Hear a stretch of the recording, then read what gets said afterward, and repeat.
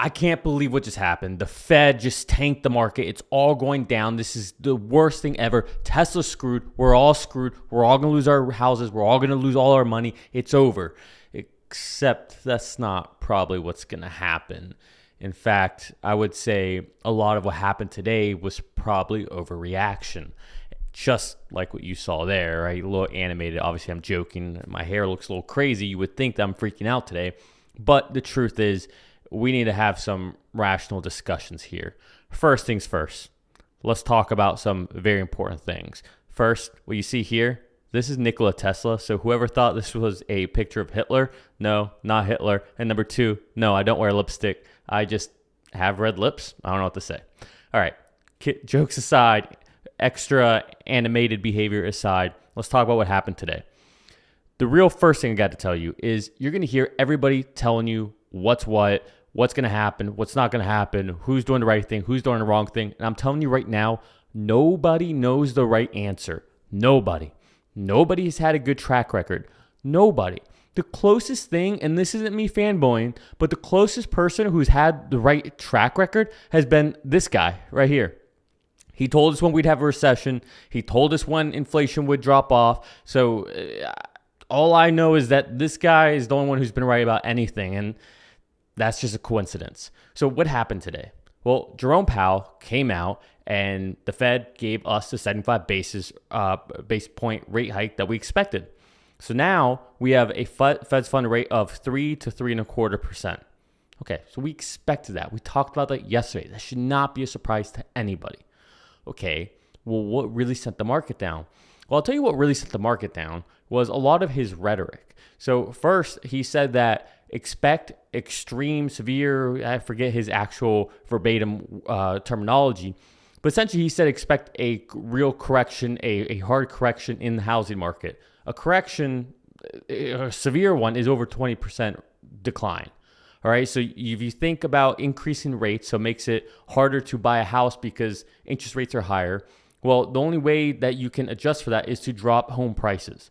So people can't buy houses. The rates are going to be way too high, so people are going to have to drop prices. Home builders are going to have issues. We don't have enough people building. We don't have enough people putting their houses up for sale because what are you going to do? Give up your 2% interest rate for a 6, 7, 8% interest rate? No, we're not doing that. So we're going to have less supply out there. And what does that mean? Well, that pushes people out into renting. And what happens when more people are out there renting? Well, that's very obvious. Rent prices go up. So housing is going to have its own issues to begin with. But the bigger concern here is what the Fed's doing, what Jerome Powell's doing. And what they're forecasting is that for the rest of 2022, they expect at the end of 2022 that we'll be at a 4.4% rate. What does that mean? Well, that means that in November, which is the next time they meet, that we will have to have another 75 basis point rate hike. And then whenever we get to December, we'll have to have another 25 or 50. So they're forecasting 1.25% to another 1% by 2022. In 2023, they're expecting to be at a rate of about 4.6. So that means maybe another 225 basis point or one more 50. And then they plan on holding that for quite some time. So why is everybody freaking out? Why is the market freaking out about this?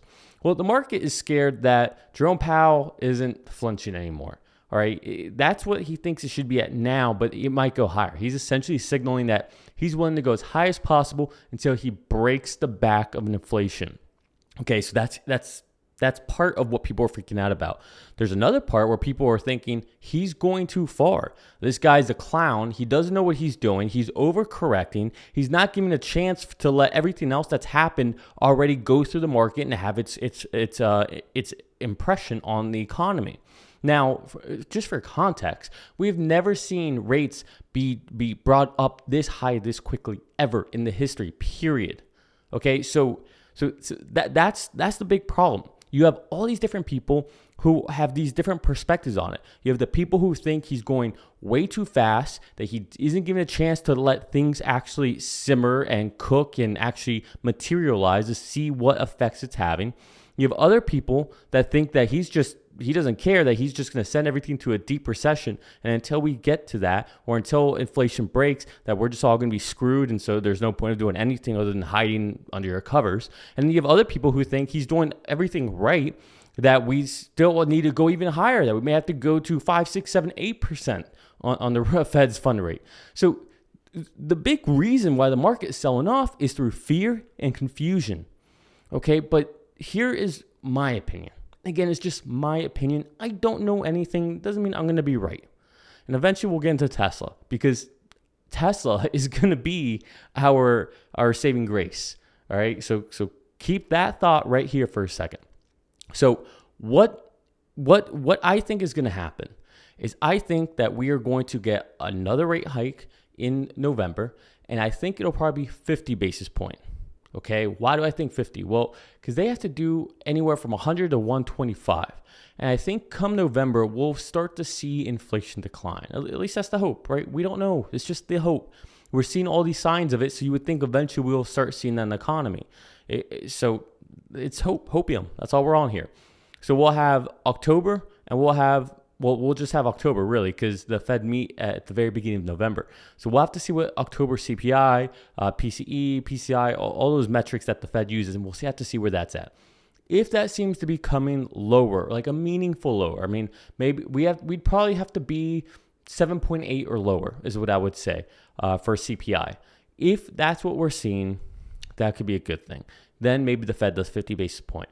If we see something like going from an 8.3 to 8, 8.3 to 8.1, 8.3 to even 7.9, I would say expect a 75 basis point rate hike. Expect it. Then we'll be in the same game again. We'll have November, we'll get another CPI reading, which will be of October. And then December, we'll get another CPI reading. And I think the Fed meets before that. I'm not quite sure. You'll have to check on that. But that will again be dependent on what the CPI report was, what the PCI was, what the PCE was, right? So it's all going to be dependent on that, on whether we do a full point rate hike or 1.25 over the rest of the year. The good thing, in my opinion, for the market is that we know what they're going to do for the rest of 2022. We know. They've told us. It's either another 75 and a 50, which will give us 125, or it'll be two 50s, and that'll give us our one. That's pretty much where we'll be. Or it'll be a 75 and a 25. That'll give us a one again. So I think in the short term, in the next 6 months, this could be bullish. I think today might have been overreaction because we know where they're going to go. We even know what they're forecasting for 2023, which will be 4.6, which means another 225s or another 150. I'm getting too lost into the minutia here. The point is they gave us some guidance. So that's somewhat of a good news, in my opinion. Now, the part where it's going to be really hard for a lot of companies is this interest rate is going to really hurt them. It's going to create slowing demand throughout the entire economy. And if the Fed can't commit to a soft land or can't put us in a soft landing, what's going to happen is we're going to be in a recession, potentially a hard recession. Not a 2008. I think people think about that way too much, but more of a just, hey, this is painful for everybody. Keep in mind, we've already been in a bear market for almost a year now. I would say November will be 1 year we've been in the bear market. And I am personally of the opinion that we are in a recession. In fact, the Fed thinks that for 2022, GDP is going to be at 0.2, which means they think we're pretty damn close to a recession as well. So we've seen how accurate they are with all their numbers. So in my opinion, it kind of shows that we're in a recession. And be careful, we might get another negative GDP this coming up quarter. So keep an eye out for that one. But what I really think is going to happen is that we're going to see things kind of moderate. And if we do go into a recession, it's going to be really bad for a lot of companies because we're going to start seeing really bad year-over-year earnings growth. So you'll be into what people call a earnings recession. So why will Tesla be our saving grace? Well, the beauty of Tesla is that all these interest rate hikes really doesn't affect Tesla because they don't have any debt. They don't need any debt. The only thing that really affects them is foreign exchange rates whenever they're trying to bring, a lot of the money from overseas back onshore to the States. Okay, so that's a couple $100 million hit here and there. We saw that, I think, last quarter. But in reality, this doesn't really hurt Tesla, at least not from that perspective. Demand, I said this yesterday, be cautious. Don't throw stones at GM or Ford right now, because we need to see what Tesla says at the end of October during the earnings call if they're seeing any softening demand. We see some stuff going on in China, right? China has their own issues, but we don't know if the potential slowdown demand in China is because of potential benefits that they're waiting to get, much like in the US, where people might be waiting to take delivery until after after the New Year's, whenever they'll get all their incentives. So that could be it. It could be the same thing going on in China. But let's just be cautious. Let's be humble. Let's have some humility and wait to see what Elon, Tesla, Zach, Drew, and all of them say about demand during the October earnings, right? We don't want any pie on our face. But the point is, right now, what it looks like is that Tesla is not going to have any issues with demand. It really feels that way. It feels like they're not going to have issues with demand for at least another 5 years, if not 10, 15 years, right? We don't know. But the reason I say there might be issues because their vehicles are at a more premium value. And so, as people lose, buying power, all right, all this has an impact. So that would be the only way it could affect Tesla. But again, they have a buffer room because they have about 400,000 or 500,000 order backlogs still. So they have room to run. They have a nice gap here, or a nice buffer zone in case things really get bad. So Tesla is good on that front. Tesla has no debt. They're good on that front. Their earnings are just going to be better and better. Okay, so Tesla is unique. There's no other company like it. Apple's not like it. Sure, Apple has all the cash. They have very low debt. But guess what? They don't have the earnings growth like Tesla has. Nobody else does. It's one company. There's one company out there right now. It's Tesla. And I don't know why people won't wake up to this. They will eventually, when they see every other company doing crap. And then here's Tesla printing year over year, earnings over earnings that are just blowing everybody out the water with great margins, right? So Tesla will be that one company. So when does this end? When does all this pain end? Well, my estimation is it's not going to be long, all right? So I just got done, essentially making fun of the Fed about their 0.2 GDP prediction for 2022. And I made fun of them because I said we've seen how accurate they've been with all their numbers. Well, just as they've been inaccurate about inflation and it being transitory and the rate that's going to go up and all that, I think they will probably be just as inaccurate on the way down. Why would I think anything less? Why would I all of a sudden think that they're going to be accurate, right? It makes no sense. So I think, again, if we listen to this guy, he said that inflation will drop off a cliff, essentially, come down very quickly by the end of the year. So I trust this guy. And so whenever the Fed gets to their 4.4 rate or 4% rate or whatever they're going to get to by the end of the year, it's my estimation that we are really going to start seeing inflation come down. And so maybe it'll be a couple months after that where you start to see the Fed U-turn or pause or give some type of signal where, like, okay, we might have gotten to where we want to get to. We're seeing a lot of pain. So I think that by early next year, will really start to be the time to really get excited, at least with the Fed and the macros. I think Tesla is going to be fine throughout all of this. I think maybe it won't be the growth we want to see. Maybe we won't see the rallies we want to see that we think we deserve. But the more this gets suppressed, the more that Tesla gets stuck in this channel, in this, kind of restricted zone, the bigger of a breakout it's going to have. And I don't think it'll be to the downside. They are way too lucrative. They essentially have no headwinds anymore. They have more batteries than what they know what to do with. They're not battery limited. They're not chip limited. The only thing they are is factory limited, ramp up limited, just human capital limited. And so as that gets going, as the machine starts turning, Tesla is going to be a machine. They're not demand limited. I mean, they have so much going on for them right now. Tesla is in a very powerful spot at potentially one of the weakest spots for the economy. So to me, it's a no-brainer. It's the only place to be, and it'll probably be the only place to be for the next decade. So with regards to the Fed, with the macros, look, we don't know anything. We really don't. That's why I have my faith in the companies I invest in. And right now, the only company that I'm invested in is Tesla. They have no debt.